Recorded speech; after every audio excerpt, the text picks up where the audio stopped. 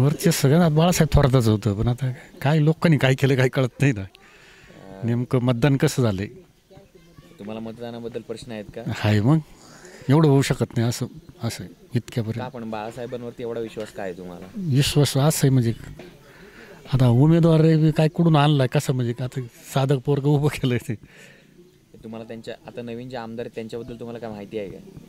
नाही त्याच्याबद्दल काही माहीत नाही, जवळ आहे आम्हाला पण काही माहीत नाही त्याची. काहीच नाही. नाही विकास काय आता विकास बाळासाहेबांनी केलायच.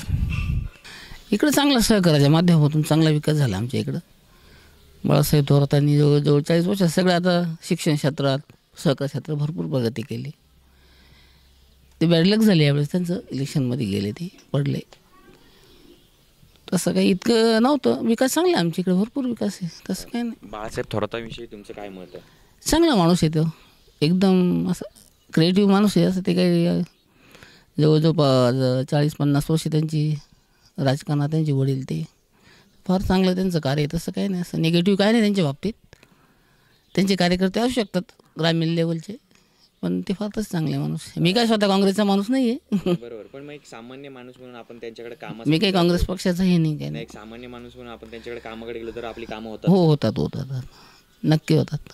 आणि जर आपण आता पुढच्या आता निवडणुका लागल्यात त्याच्यामध्ये जर विचार केला तर कोणाचा कल येऊ शकतो म्हणजे सामान्य नागरिकांकडून, तुम्हाला काय वाटतं? आत्ता झेडपी, पंचायत समिती, नगरपालिका येते साहेबांची, बाळासाहेब थोरातांची सीट येते जास्त तालुक्यात. असं का वाटतं तुम्हाला? हे भरपूर त्यांचं कसं ग्रासरूट लेवलला काम आहे, त्यांचे कार्यकर्ते भरपूर आहे. असं हे झालं आहे, विधानसभा झाली पण ते डाऊटफुलच जाईल असं वाटतं थोडं. म्हणजे ते आगामी निवडणुकामध्ये बाळासाहेब थोरातांकडे जास्त कल असेल माणसांचं असं वाटतं? हो येतील, सीट भरपूर येतील, चांगले येतील.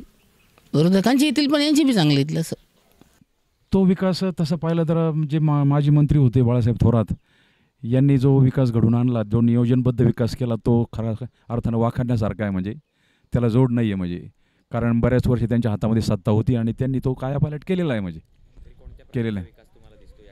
तो शेतीचा विकास दिसतोय, त्याच्यानंतर बऱ्याचशा तरुणांना नोकऱ्या मिळाल्या, त्याच्यात रस्ते चांगले आहेत, त्याच्यानंतर मला वाटतं इतरही काही शैक्षणिक संस्थांच्या बाबतीमध्ये चांगला विकास केलेला आहे. त्यामुळं त्यांना म्हणजे त्यांचं नाव घेतलंच पाहिजे. म्हणजे